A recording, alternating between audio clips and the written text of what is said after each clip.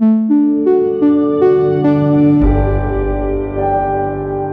Undeceptions podcast.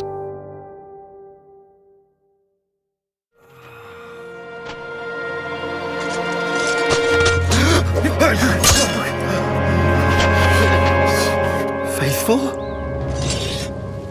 And you are? And so you found the book? By them I learned about the coming war, the origins of our city. A cursed city. A city so opposite in nature to the one you and I journey to. One that will last. Forever. Evangelist! It's good to see you, Christian. This is the man who showed me the way. And a treasure he is to me as well, for I also am indebted to him. But tell us, what brings you this way? The joy of your company. Now, how about some food? A double blessing. Oh, and it could not have come at a better time. Come then, friends, and rest a while. That's from one of the most famous allegories in the English language, Pilgrim's Progress, a tale about a man called Christian on a journey from the city of destruction to the celestial city, basically his progress from his world to the world to come.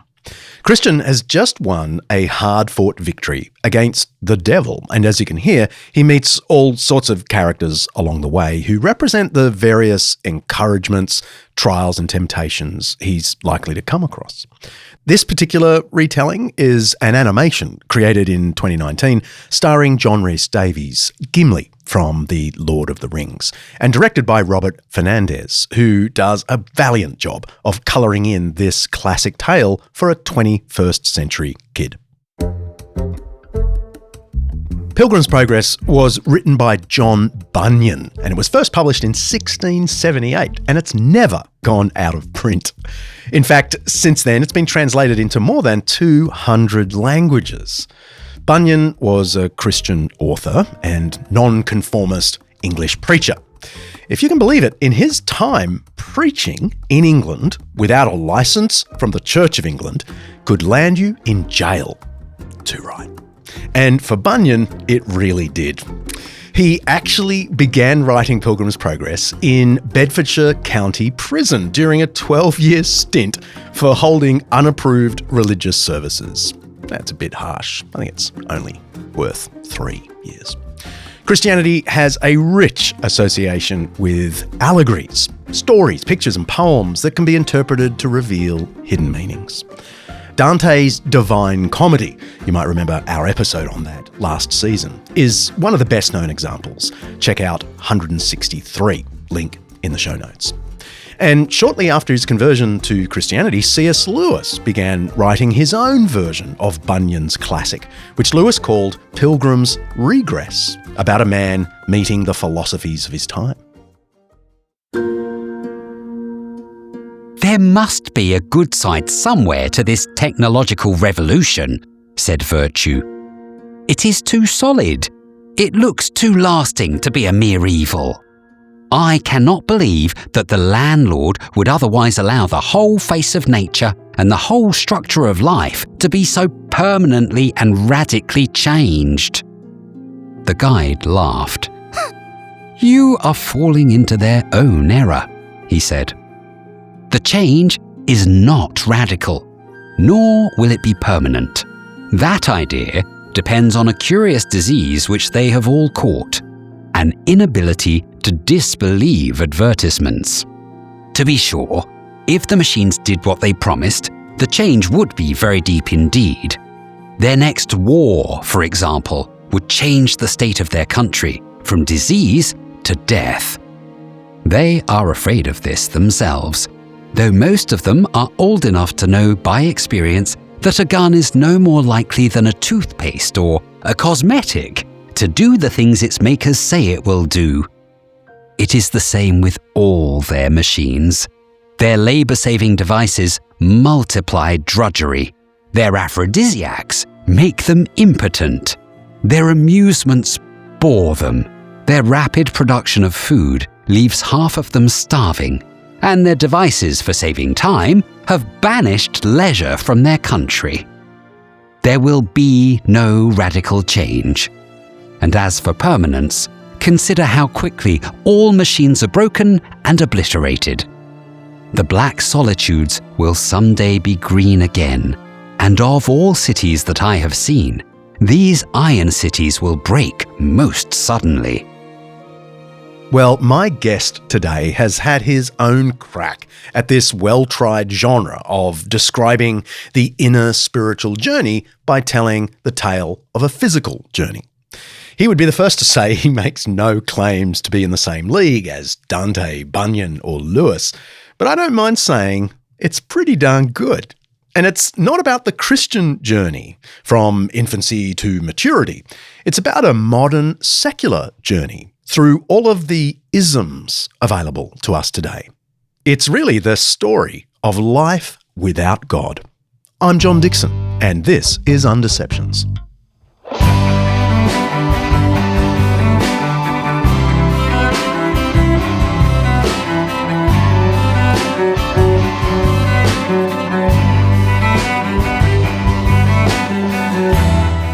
This season of Undeceptions is sponsored by Zondervan Academic. You can get discounts on their special Master Lectures video courses and free chapters of many of the books that we talk about here on the pod by going to zondervanacademic.com/undeceptions. zondervanacademic.com/undeceptions.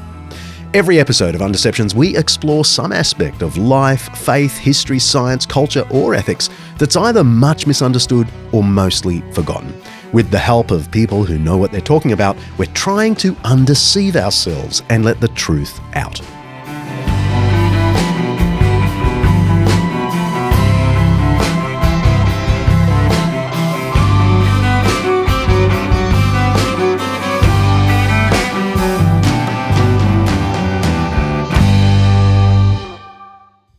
My guest today is, of course, a writer, but he's also a philosopher.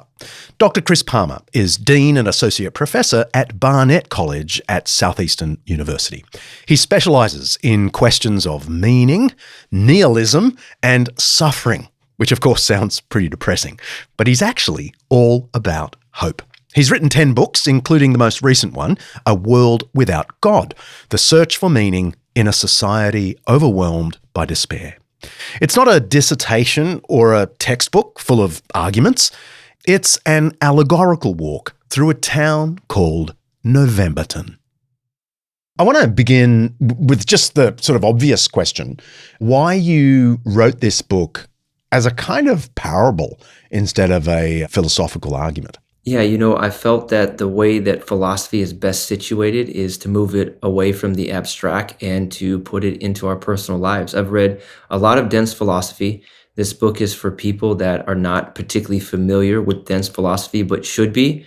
And many times I've read through very thick books, and when you finally begin to process it, you have that aha moment later where you say, I really want somebody to catch what I'm saying. And if you bring it to them and present it to them in the way that you had to process through it, they'll never get it. They don't have the time for it.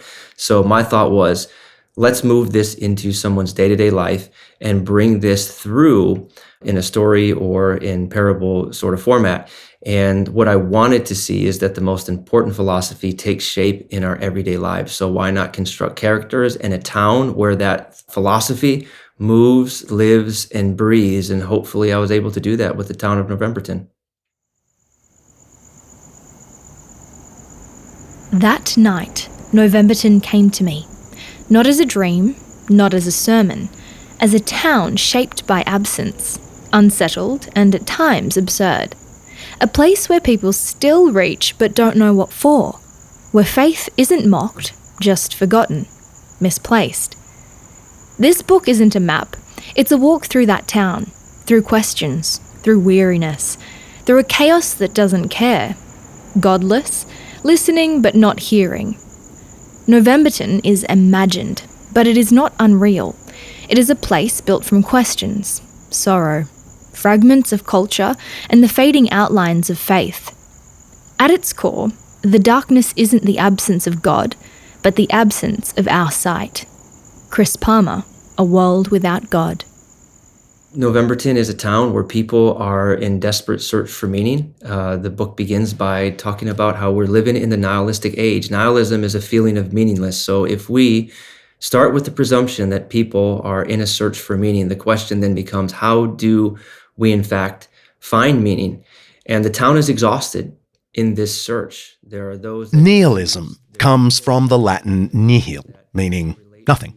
It describes what happens when older sources of meaning collapse and nothing solid replaces them. It doesn't really have a beginning, but the name most closely linked with nihilism is the German philosopher Friedrich Nietzsche. More on him in a second. Back to Novemberton. In this search, there are those that use their influence to find it. There are those that relate to everyday pleasures to find meaning. There are those that look to rational thinking to find meaning. And at the end of the day, we find that all of these ways are exhausted. And a town is wondering, can it successfully get along without God? And that's where I bring in the concept that a world without God is something that we have talked ourselves into, and now we're trying to talk ourselves out of it. And how do we ground the idea of God, and what importance does God have in the structures of our lives? The first-person narrator wanders through this town called Novemberton into cafes, university, lecture halls, and finally an empty church. It's a lovely device, I must say. I liked it. But the theme of Novemberton, right? I'm assuming that comes from the Moby Dick reference to November, which you cite in the book.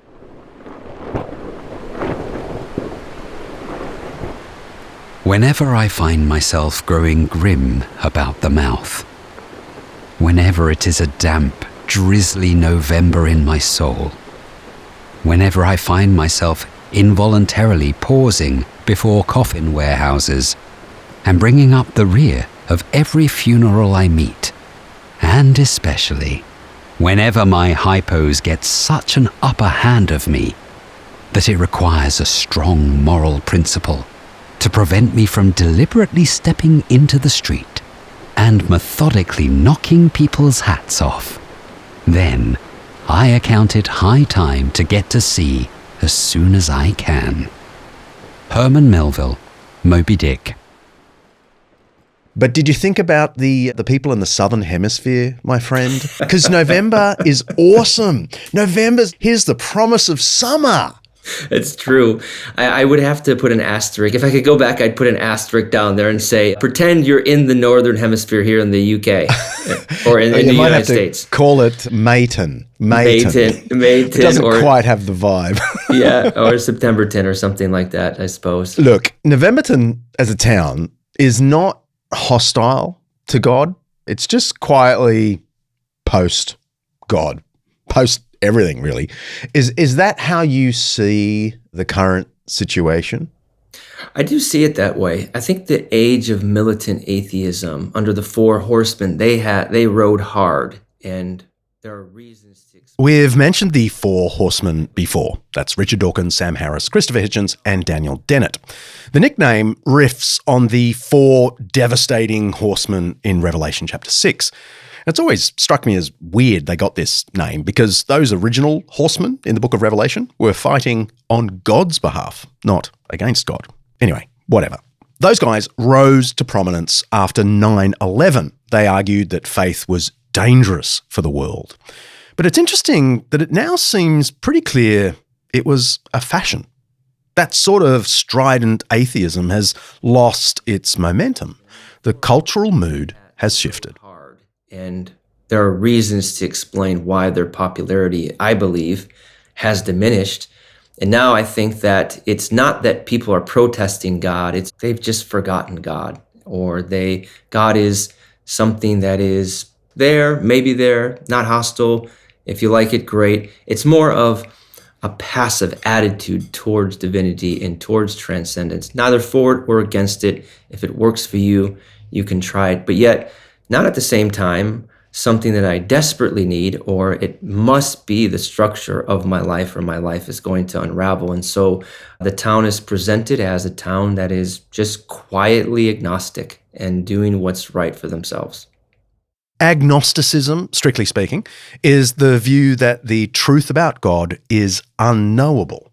The term was coined in the 19th century by T.H. Huxley during a period when reason was seen as the final judge of what we can know and can't know. These days, agnostic is often used more loosely. I'm open, just not convinced. That's normally what it means. In a 2024 Pew Research Center study, 28% of adults in America fell into the nones category, with 20% explicitly identifying as agnostic, and the numbers are similar across Europe. The instinct isn't new. Ancient skeptics raised similar doubts, but these numbers are new.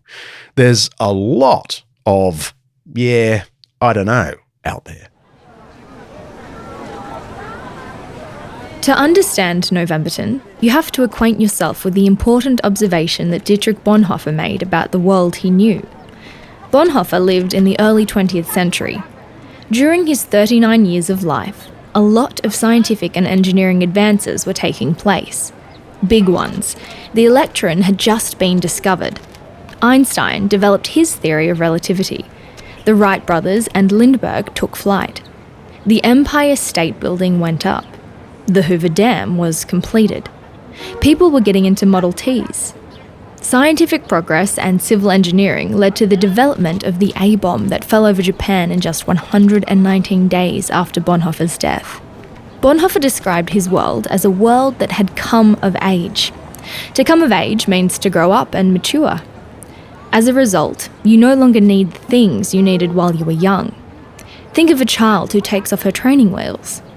Bonhoeffer believed the world had grown and that it would soon be putting its training wheels on the shelf. You say, quote, in Novemberton, everyone has come of age. And that's got a little double whammy there. Can you explain it for us? Dietrich Bonhoeffer said that in a time of modernization, we've come of age. What he means by that is there's no longer that enchantment in life where we look to God to fill the gaps. What people are looking for to fill the gaps are rational explanations of why this is. And so the faith project, or the idea of Christianity or faith in and of itself, has deferred to an adult-like thinking where we want empiricism and rationalism and scientific observation to replace the mystery that we have in life. And so when looking for explanations, it's with how can we explain it scientifically or empirically, and there's little room in that coming of age for wonder. And I think that the modern project has made little room for wonder, to where the deep things of life need to have clear explanations and very few loose ends. And that's what it's like to come of age, where you have some sort of adult-like explanation for things. But the problem with that is, John, life doesn't fit into those neat explanations. And when it doesn't, there tends to be a blowback to it. And I think that's where we find ourselves. And the residents of Novemberton, as a result of this, have what one could strictly call nihilism, the sort of nothingness-ism, meaninglessness. But it's not the anguished nihilism that people sometimes associate with that word. You've got two versions of it for us. And so explain it for us. There's the meh, whatever, and then there's the activity. Talk us through both those approaches. Yeah, so Nietzsche talks about active and passive nihilism. The passive nihilist is going to roll over and die and just accept the meaninglessness that's in life, and the active nihilist is going to be strong and try to build their own values. Now, there's a fine line between those two. Like I promised, a word about Nietzsche. Friedrich Nietzsche was a 19th century German classicist and philosopher with an awesome moustache. Go look him up if you haven't seen him. He wrote some very influential books. Thus Spoke Zarathustra, Beyond Good and Evil, and On the Genealogy of Morals.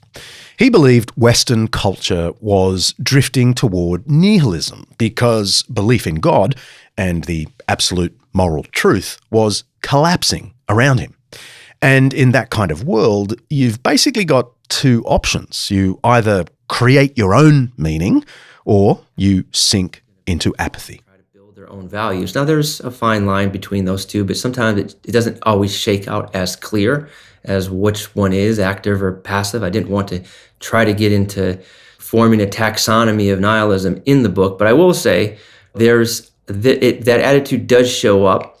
For instance, I put the active nihilist as a protester, and she's picketing and she's protesting. And so she's seeking to fill the void of meaninglessness by protesting and pulling down other people's values. So one could say she has that active nihilism role where she's trying to destroy other people's values and erect the world that she thinks that everyone else should live in, which would be more of an active nihilist. And that's a pushback against the feeling of meaninglessness. And then there's the passive nihilist that I've kind of contrasted, and he's a DoorDash delivery driver. He's cruising the streets in a red 2010 Ford Fiesta. On his bumper, a sticker that elicited smirks said, "Still here, still confused, still driving." Unmoved by the town's panic, he delivered hamburgers, oversized burritos, and buffalo wings with ranch to residents huddling in fear of the next victim. His reputation rested on his strangely passionate, oddly detached approach to feeding the town. As awkward as his car, he was known for his poorly timed conversations at the door. It wasn't unusual for him to say things like, "Enjoy the dumplings, they could be your last." Some customers requested another driver to avoid another tangent on how aliens built the pyramids. Clearly a podcast junkie, his oversized headphones never left his ears.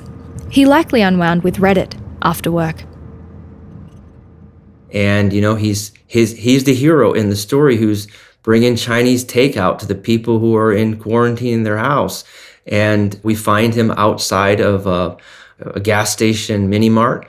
And the way that he deals with the nihilism is he buys energy drinks and he gets tobacco and a nicotine, I should say, and sits in his car with a jumbo hot dog, and he makes memes to laugh in order to keep from crying.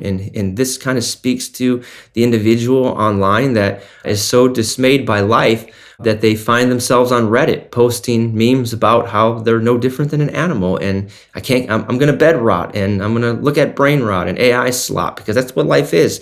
And that's how people, I think, tend to deal with their meaninglessness, or that feeling of that. What I think is a real shift away from the days when I was in high school and college and everyone was listening to the Four Horsemen and they wanted to challenge faith. Today, it's just more one or the other. So where do we go if we want to find some meaning, or at least vitality in life? Next, Chris takes us to a university where a lecture is in progress on the foundations of human religion. Stay with us.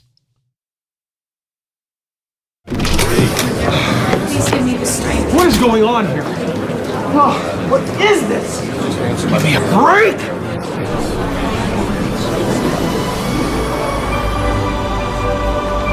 Really something, isn't it? Is this heaven? No, this is Mount Everest.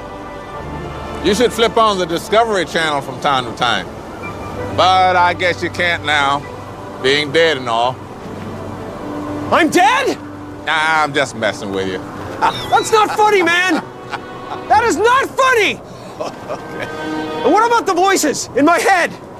Is that part of the hilarity? No, those are prayers. And you keep ignoring them, they're going to build up on you like that. But it's just noise. I can't understand them. Well, you're not listening, son. Let's see. You've had my powers for a little over a week now. How many people have you helped? You know, I took care of a few things. I righted a few wrongs in my own life first, okay? I was gonna help the others. I think I could help the world. The world? Mm-hmm. That wasn't the world. That was just Buffalo between 57th Street and Commonwealth.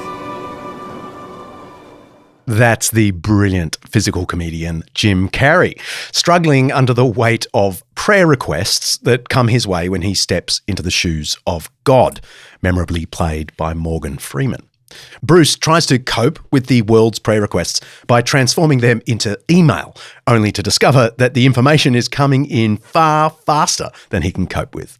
It's a wonderful bit of fantasy, until you realise that, in a way, we're all in Bruce's shoes, trying to cope with a torrent of information.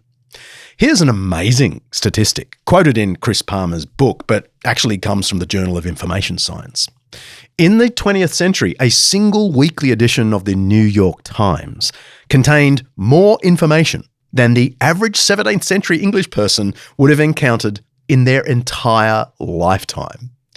Between 1998 and 2000, the number of documents online doubled from 400 million to 800 million, meaning it would take about 200,000 years to read the internet. In 2010, the world was home to around 2 zettabytes of information. A zettabyte is a trillion gigabytes, Director Mark assures me. By 2025, those 2 zettabytes had exploded to 181 zettabytes, an increase of 6,300%. And by 2028, it's going to be a staggering 394 zettabytes. The point isn't the exact number, it's that we are awash in information. It's too much, and it's not good for us. Chris calls it infobesity. So infobesity is the height of modernization. We started modernizing and looking at ourselves as progressing towards human solutions to the human experiment. Infobesity represents the height of that, where we are now all connected through the internet with massive amounts of information coming at us so quick that none of us can process it, and it's coming at us to where we can't process it. And I use the term the devaluation of values, because none of it is categorized by importance.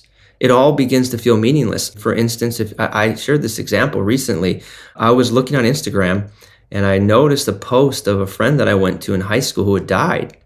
And seconds later, it was replaced by a video of a raccoon eating a Pop-Tart. Yeah, right. And so the sacred, it's absurd, it's ironic, it's sad, but it's ironic. And there's really no categorization for what's important or what's not. So everything becomes valueless. And what I argue in the book is that that has eroded our sense of what's valuable and what's not valuable, and has really got at our meaning and has caused a crisis of what's important. So it represents the height of modernization. And my suggestion is I use Charles Taylor's work, where Charles Taylor says that in this, we're haunted by the ghost at the feast. We're haunted by nihilism, the meaninglessness, because we try to believe something. But when it comes down to it, we ask ourselves, if there's 100 voices shouting at us, why do we believe this one instead of the other one? And so what that causes is 2 things. A, we just give up, or B, we radicalize. And so there's I'm going to give up, or I'm going to radicalize. And where does the epistemic courage come from to believe something and to hold on to it? And we have passive and active nihilism, and they're going in complete opposite directions. And it's left us all feeling relatively exhausted. And so this, I think, brings to light where we've gotten to in the World Without God project. And it's haunting at times, and feels like the ghost at the feast in Macbeth, who's calling out to us, and we can't seem to shake it. Where do we go? But the other people, in inverted commas, that appear in the book are the great philosophers. And the way you do this is you, the narrator, or whoever the first person narrator is, walks into libraries, takes books off the shelf and reflects, right? Can you just give us a sense of who you reckon are the big names that in the end have given us Novemberton? So the narrator is first person recusing through the town. He finds himself in a library. He's trying to find out who killed God. And that comes, of course, from Nietzsche's parable of the madman, where Nietzsche diagnoses the modern age by saying that the modernization has killed God. The parable of the madman is probably Nietzsche's most famous allegory. A madman runs into the marketplace, yelling that he's looking for God. The town people just mock him. Then we pick up with the madman saying, "Where is God? Where is God? Where is God?" he cried. I will tell you. We have killed him, you and I. All of us are his murderers. But how did we do this? What were we doing when we unchained this earth from its sun? Do we not hear anything yet of the noise of the gravediggers who are burying God? God is dead. God remains dead. And we have killed him. It's important to say that Nietzsche isn't really celebrating the death of God. He himself believes there is no such thing as God. He reckons Christianity was a pernicious, weakening force compared to ancient Greek philosophy. But he also knows that the death of God from our consciousness means there's no divine order behind reality, no objective moral bedrock, and no inherent value to life. And who knows where that leads.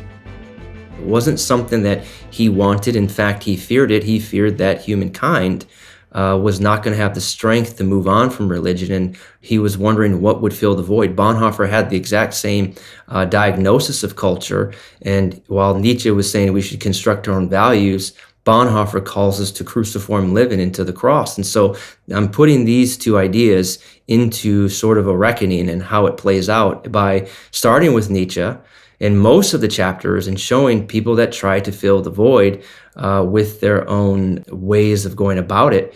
And so we get to chapter 5 where Dostoevsky's darkest characters show up, and the first person narrator, he goes through to a lecture at a university, and the lecture is called "The Principles for Human Religion."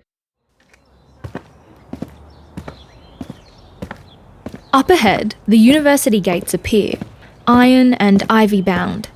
I pause, the cold gnawing at my knuckles, my scarf a little suffocating. I step toward Furman Hall, grateful for an escape from the cold. I pass a man smoking beneath a flickering streetlight. His eyes are red. His phone glows in his hand, but he's not touching it, just watching, waiting. For what, I don't know. Maybe he doesn't either. Perhaps this lecture will offer clarity, something meaningful might finally emerge. Or perhaps it's just another cycle, another turn around the prickly pear. The lobby of the hall is abuzz with anticipation.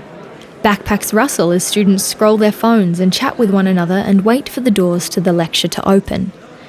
The smells of coffee, gum, and damp fabric hang in the air. I'm surprised that so many have shown up. The flyer hadn't promised anything exciting. The Principles for a Human Religion is hardly a rock concert. I'd expect apathy, but hardly a crowd.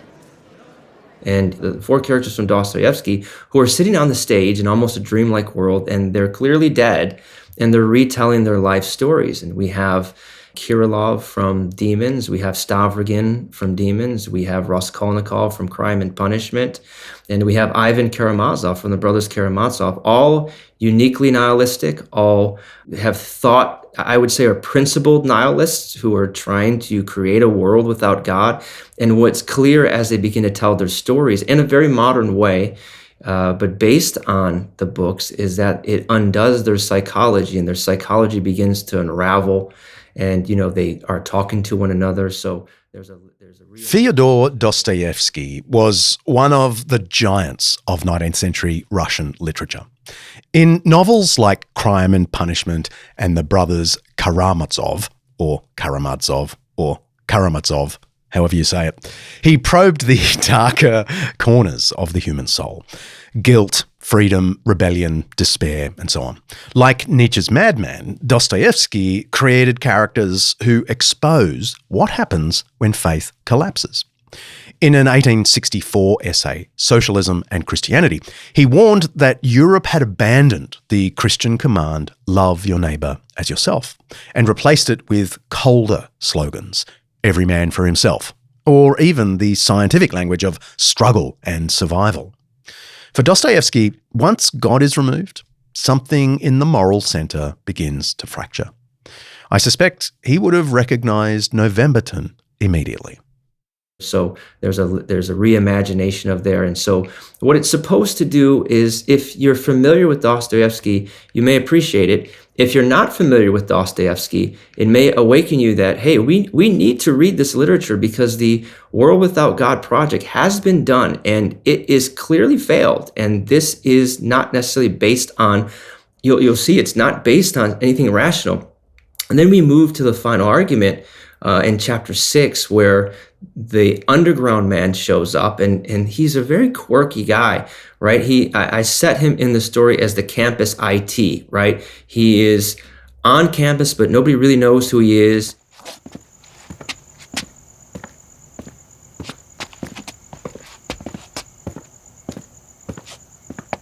And just when I think I can't take any more, I notice him. A hunched figure creeps along the edge of the courtyard. He mutters to himself, snickering like a kid who's hidden all the staplers in the university and can't wait for the fallout.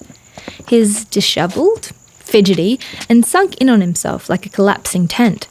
He slips into a side door just outside the streetlight. I follow. Of course I do. There's something about him, absurd and slightly terrifying, but I'm gripped. He's very socially awkward. His office is kind of a broom closet. There's chips and snack things everywhere. And he's writing emails, and he never sends those emails. And that's sort of in the book, Notes from Underground. He writes letters, but it's beyond him to actually send the letters. And so there's this, the whole idea is to say that he believes the problem is that philosophy is logical, and he's an example that people are illogical, and illogical people don't fit into rational, logical philosophies. And so you begin to see, as he tells his 3 stories from the book, that he falls apart as well. And so by chapter 7, you're left hopeless. And then in chapter 7, Albert Camus comes into the picture, and a plague shows up in town. We've mentioned Albert Camus before. He was a French-Algerian novelist and philosopher writing in the mid-20th century. And I've always had a soft spot for him. Unlike many modern atheists, he really knew his Christian history and theology. When I first read his book, The Rebel, I was struck by how fluently he handled the Gospels, the Gnostics of the 3rd century, Augustine, and even German New Testament scholarship. In 1947, he wrote a novel titled La Peste, The Plague. It tells the story of a bubonic plague outbreak in the Algerian city of Oran. A whole cast of characters emerges. Activists, believers, skeptics, ordinary decent people, each trying to respond to suffering in their own way. At first, they just hope it will pass, but death becomes routine. Exhaustion sets in, and there's occasional heroism. Tragically, love becomes something of a distant memory. Eventually, the plague recedes as mysteriously as it arrived, but the doctor, who's been quietly narrating the story, warns them all that the bacteria never really disappear. They lie dormant and they can return. Camus wasn't just writing about disease, he was exploring suffering and tyranny and the limits of reason in the face of it. Well, Chris does something similar in Novemberton. And the first-person narrator is left wondering, okay, we don't have rational philosophy to give us much comfort for the answers of life, but when tragedy strikes, I use the quote from Camus' The Plague, it came not for a revolutionary or for a prisoner first, but for a child. A child, no more than 5. He's taken from the ambulance, half shielded by the distress around him. His eyes, wide beneath an oversized oxygen mask, are too still for a child's face. Fragile, he clutches his teddy bear so tightly that his knuckles are white. A paramedic, in the kind of suit I've seen only in movies, waves frantically to clear the doors, and for a second the noise rises so sharply it becomes static, then drops out entirely. Just flashing lights, the stretcher vanishing into glass, and the terrible sound of nothing. The murmuring dies down, but its ghost lingers. Stifled sobs, sentences trailing off before they're done. We stand outside the hospital under the black sky. Fluorescent lights spill from the windows. A few people lean against the brick, but most just stand still. No one looks at each other when they speak. Nobody prays, but nobody leaves. The collective realization has settled in that a child's suffering is the one thing that cannot be ignored, the one horror that demands explanation, and the one silence that should never be left unbroken.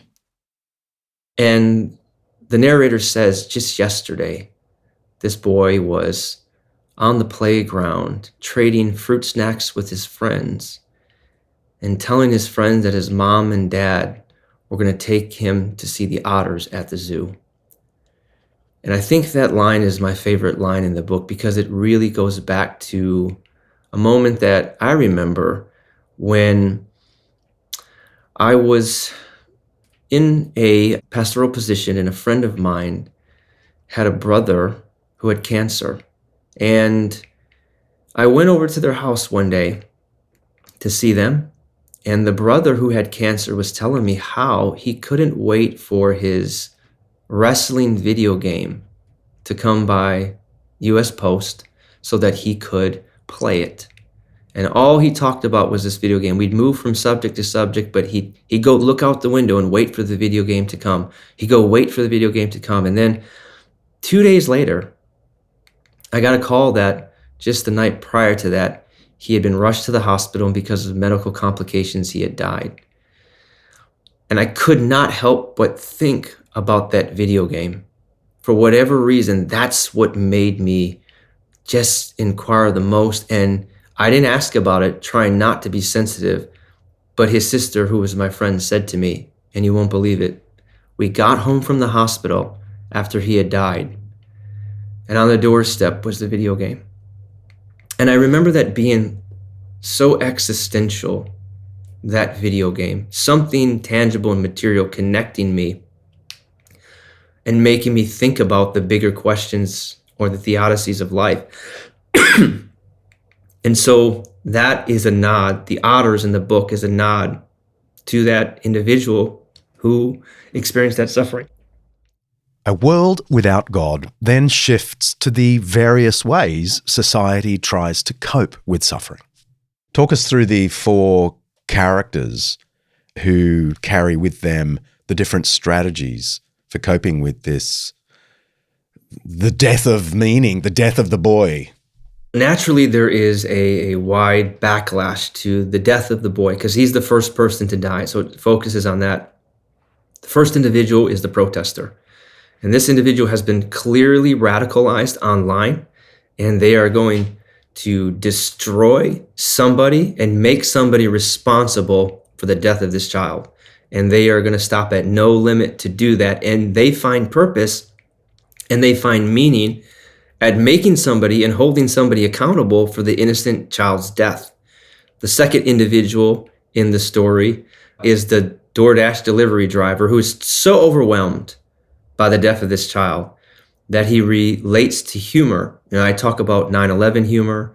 I talk about dark humor that's clearly, by a lot of people's estimation, inappropriate, but it's so dark and it crosses so many lines. And if you get behind sort of the motivation, it's a coping mechanism. And again, he finds himself in his car. He has a meme page that nobody really follows, and he just makes fun of stuff and to laugh, and it is pretty therapeutic for him.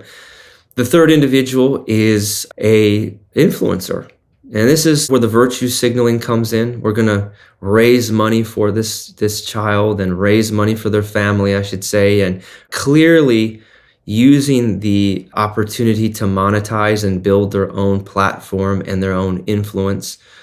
And I would suggest this is probably closer to active nihilism, and I'm going to build my world and my brand and my platform, clearly being insensitive, but you're reading it and you think this is clearly insensitive, but at the same time, very relatable. It's what we see taking place. And then my favorite in the book is the journalist. I really feel a very strong connection to the journalist as I wrote him in it.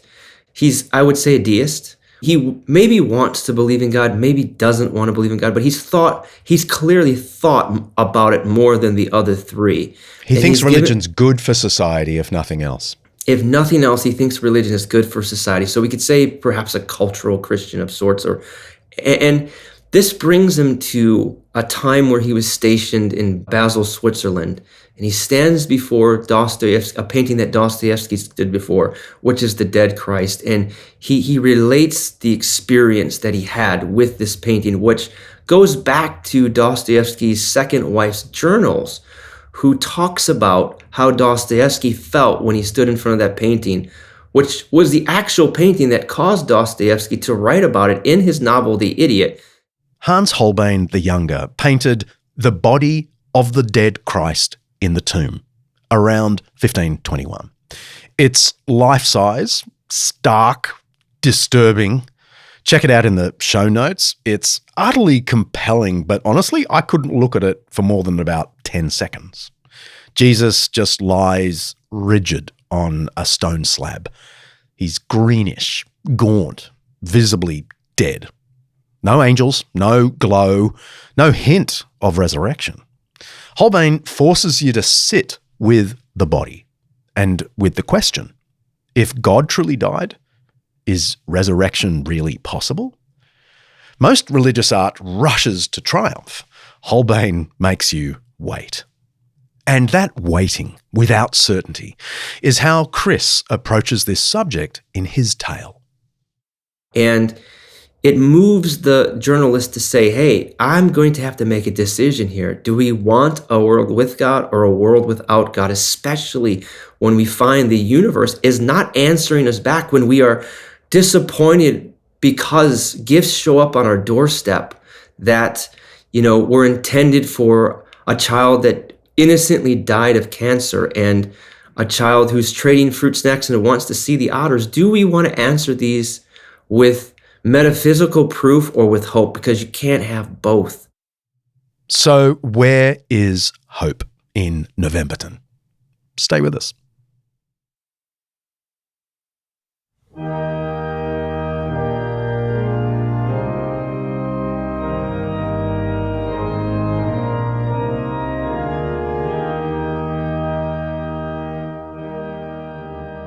For many people today, especially across Australia and the UK, the church building on the corner feels like a monument to another age. If it's not physically run down, it can feel culturally overgrown, like something preserved rather than alive. It's a relic, almost a mausoleum.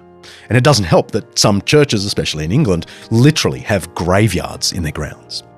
Occasionally, someone walking past might feel a flicker of the old question.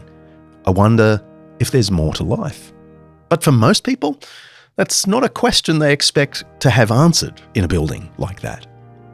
In Novemberton, the local church carries the same weight. It stands. It's not hostile. It's just quiet. And it becomes the setting for the final scenes of Chris's story. And he handles it really well.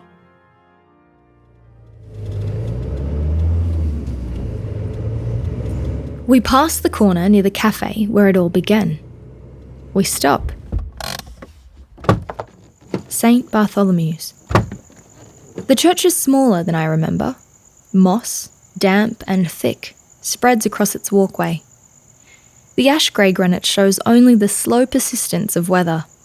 I climb the steps. The old bulletin board still hangs beside the door. I hadn't noticed the cracks in the glass last time, tiny fractures spidering out from the corner. It hasn't changed much, but standing here again, I realise that I have. The driver keeps his hands on the wheel. His voice, when it comes, is low. "These bells don't toll no more," he says. "Stopped a long time ago." He doesn't wait for a response, doesn't turn, just drives off, leaving the moment open. I stand for a moment, watching the taillights disappear into the morning haze.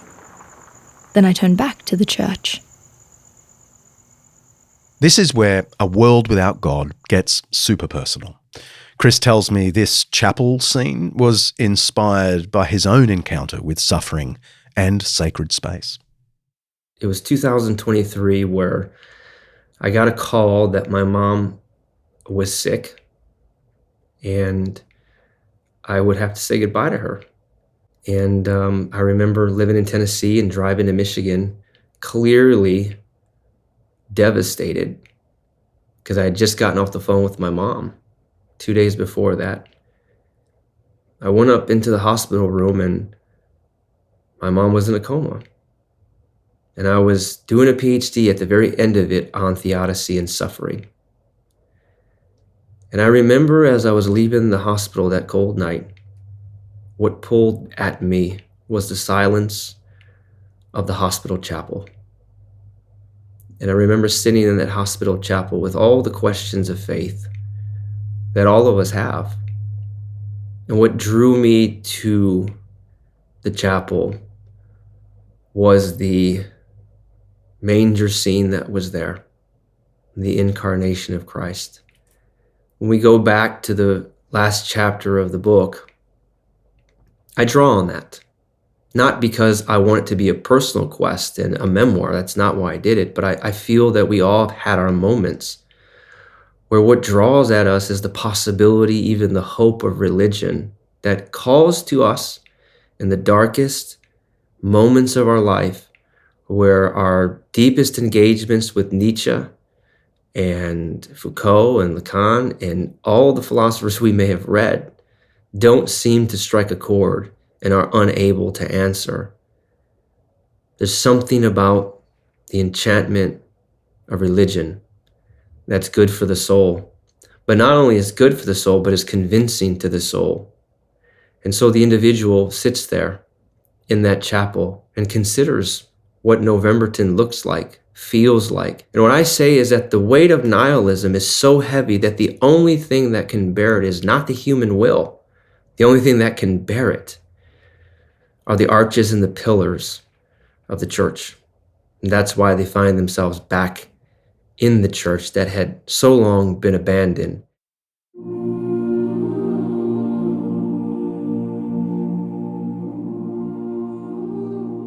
And to make it even more relatable, there's a hymnal on the pew with the words to Silent Night, a song that we all know and that we all love.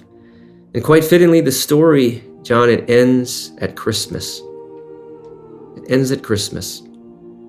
And the meaning and the purpose of Christmas and why the world feels so joyful and celebratory, because it seems as though we get to have an escape from our modern ways and reimagine things. We're all clearly enchanted at Christmas. We think about, even if we're not thinking about the Christian story, we think about fairy tales and Santa Claus and sleighs, and that makes us all happy and joyful.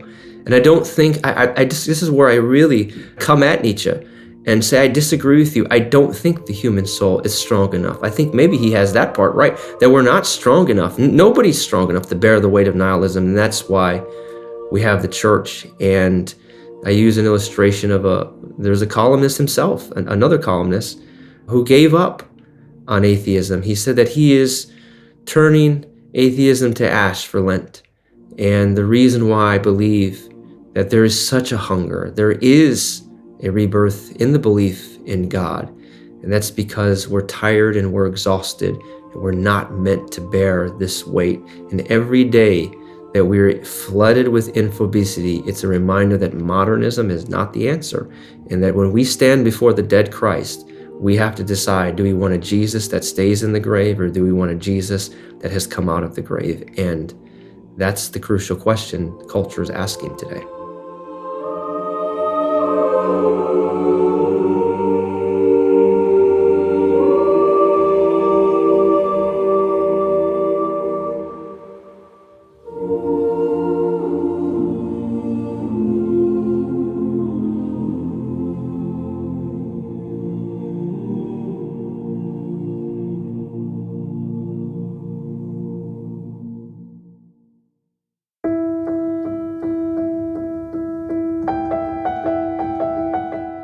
Let's press pause. I've got a 5-minute Jesus for you. So many of Jesus' statements seem to speak directly into our moment. I suppose that's why we call them timeless, because they speak to every moment. Here are just two. In John chapter 8, Jesus says, "If you remain in my teaching, you are truly my students. Then you will know the truth, and the truth will set you free." We tend to feel quietly proud of ourselves today. We are the information-rich generation. We carry more knowledge in our pockets than entire civilizations once possessed. There's that striking statistic from the Journal of Information Science suggesting that a single edition of the New York Times contains more information than a person might have encountered in a lifetime 300 years ago. The temptation when we hear something like that is to imagine that the past is populated by simpletons. We ourselves are the climax of history. We forget the inconvenient truth that 300 years from now, they'll probably be saying exactly the same thing about us. And here's what strikes me as a student of history.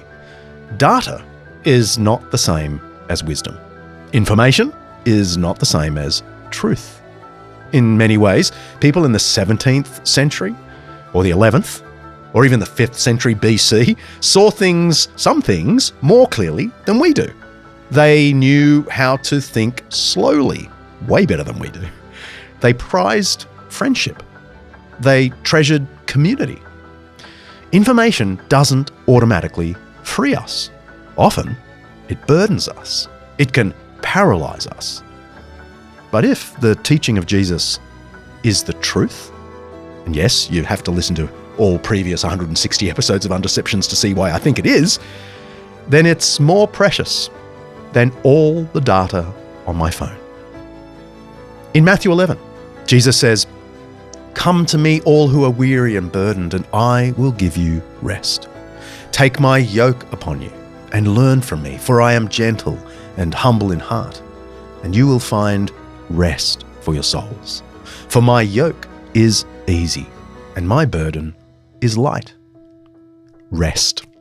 It's such a beautiful word. It's such a needed one.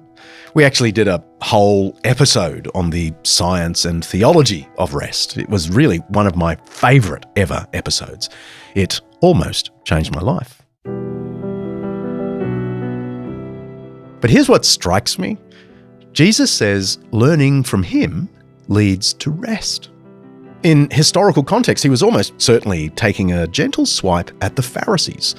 They'd counted the commandments of the Old Testament, 613 of them, and then they'd built detailed traditions around those 613 commandments as kind of protective fences, thousands and thousands of instructions.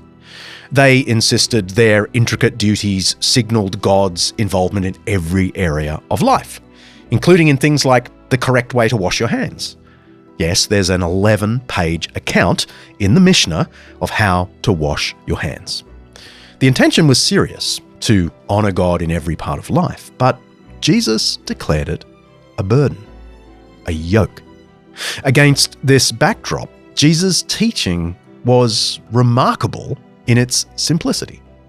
He frequently gave summary statements of his teaching, stuff like, love God with all your heart, love your neighbour as yourself. Everything else hangs on that. And then he gave the theological foundation, be merciful, just as your heavenly Father is merciful. Notice the order. We don't show mercy in order to receive enough points to get God's mercy. We show mercy because God has already been merciful to us. That's why his yoke is easy. That's why his burden is light. That's why we can find rest for our souls. That's what he meant when he said, "Come to me, and I will give you rest." It's a truth that can set you free. You can press play now.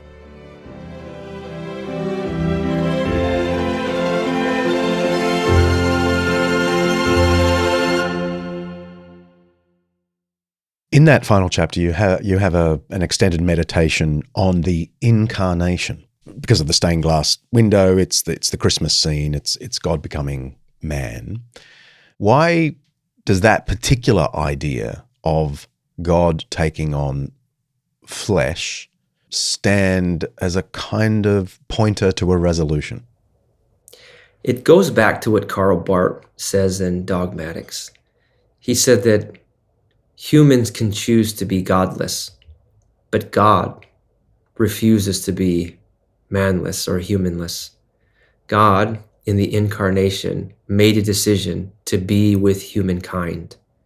That's Emmanuel, God with us. In the book of Matthew, the story starts with Emmanuel. The story ends with, I am with you always. There is, in the incarnation, an embodied promise of God to be with us from beginning and to the end. And it represents that in Novemberton, the narrator asks themselves, was he with us the whole time? So where you find out that as dreary as Novemberton has been, there still was a church. There still was the stained glass. There still was a church bell. God has remained with that town and calls that town back to himself. And I think that it represents the faithfulness of God, even when humankind have modernized and has talked themselves out of transcendence because of the incarnation.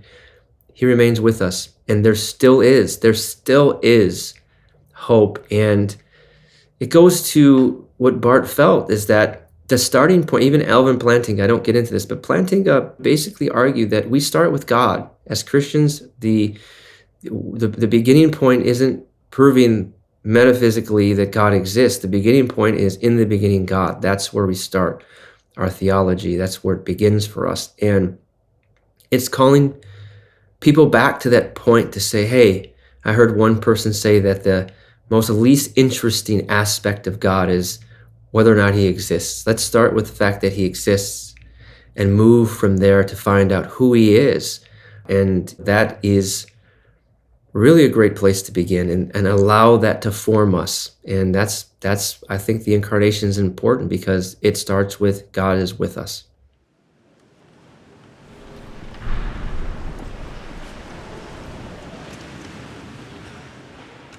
The recent visits to the church, despite the absence of formal services, reveal something deeper about Novemberton. What does it say about the townspeople's confidence in a godless world if they still cross the threshold of a sanctuary, not to believe, but simply to sit? They come in quietly, sit in the pews, stare at dust drifting through the dim air, suspended like memory. Some speak, most don't.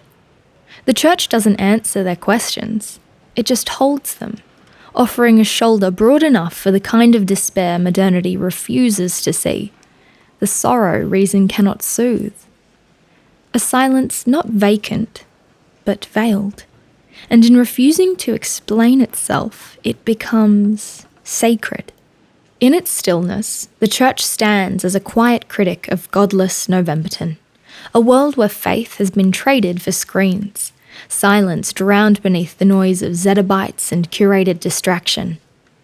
The more the town has filled itself with the excess of information, the emptier it seems to have become. And in that vacuum, the church remains, not with answers, but with presence. The book ends in a really nice, subtle way. The narrator leaves the church with a completely undramatic resolution. I love the understated nature of it, so that's great. But the final line is, right, he hops into his taxi, and the taxi driver just knowingly points at his dash to see that the date has clicked over, and the final line is December 1st. Full stop. Thank you very much. I love it. So here's my question to end us. What are the main signals, the main features of December 1st? Hope. It's hope. Hope with not all the answers. And I feel that is where I wanted to bring my theodicy full stop, is that there's no good theodicies completely. And that was my thesis that I did was on theodicy and Christian theodicies, and explored them all and felt that there's really no no theodicy that's going to answer the question of suffering. The book does not give us a reason or an explanation to answer somebody rationally for why the plague shows up for a child and not a revolutionary or a criminal. Life is not full of clean-cut answers. And I think the responsible aspect was to say, hey, in the incarnation, there is hope. And that's what December 1st represents, is that I cut back to Lion, the Witch, and the Wardrobe, or there's a song that actually sings it to say that, they sing and say it's always winter and never Christmas. And what I'm saying is that in November 10, Christmas is coming. There is an element of hope in the fact that we have the hope of a Savior. And so I wanted December 1st to signal we have hope. We're not going to go and arrive at all the answers. We're not going to know it all. It's never going to be clear to us. But that doesn't do away with the fact that God is with us, and there's something that we can hope, and that is the promise that he gives us that his son is here. And so that's what I wanted us to feel. I didn't want to give an optimistic answer because life is still going to be sad. I mean, they do drive into the fog. There's still fog. It's still the same town, but we're reminded that we have hope. And that's, I think, where we park it and where we leave it. That what I'm trying to say is a world without God doesn't give us anything to hold on to. And we are going to despair. And if we live this way, even principled, so you have those that are living it principally, like Dostoevsky's characters, or those that are acting on it without principle, like the four characters that I set up, it's going to be hopelessness. But if we are quiet and we reflect, I called for, in that church scene, not a rational apologetic. This wasn't apologetics in the traditional sense where we try to own our neighbor online, but this is rather a contemplative approach to the goodness and the mercy of a creator. Then that in and of itself continues to form us and brings hope to our hearts and to our communities and to our lives. Chris Palmer, thank you so much.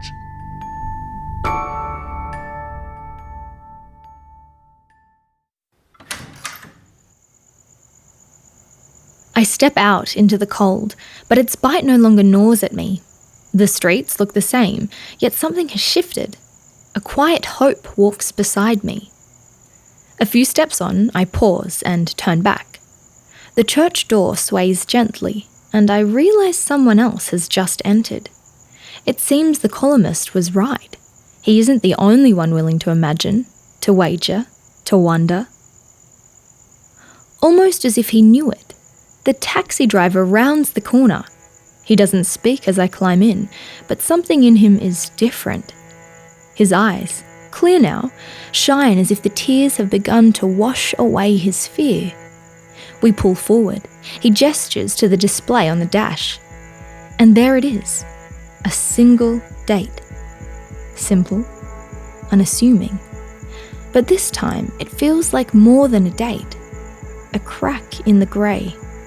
A line in the sky. Hope for this cold little town. December 1. Chris Palmer, A World Without God.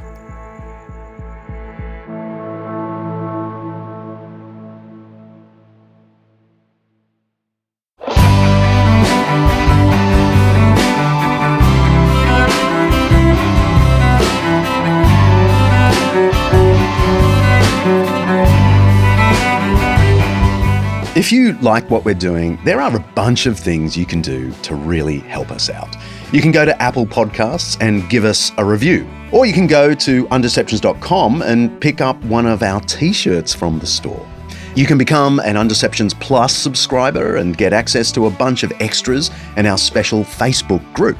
And if you really want to help our team, please consider making a donation. Go to undeceptions.com, click the oversized yellow donate button and see where the wind blows. While you're there, send us a question by audio or text and I'll try and answer it in the upcoming Q&A episode. See ya.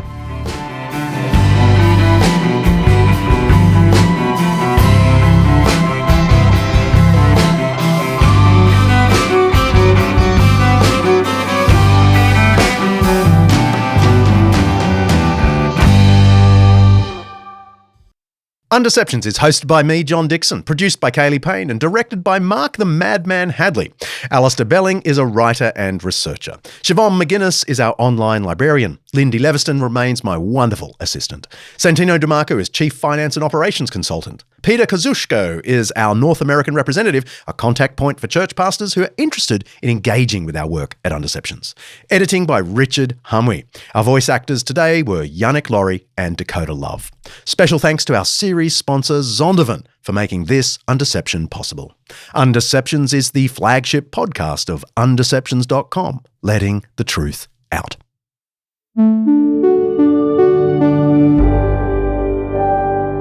An Undeceptions podcast.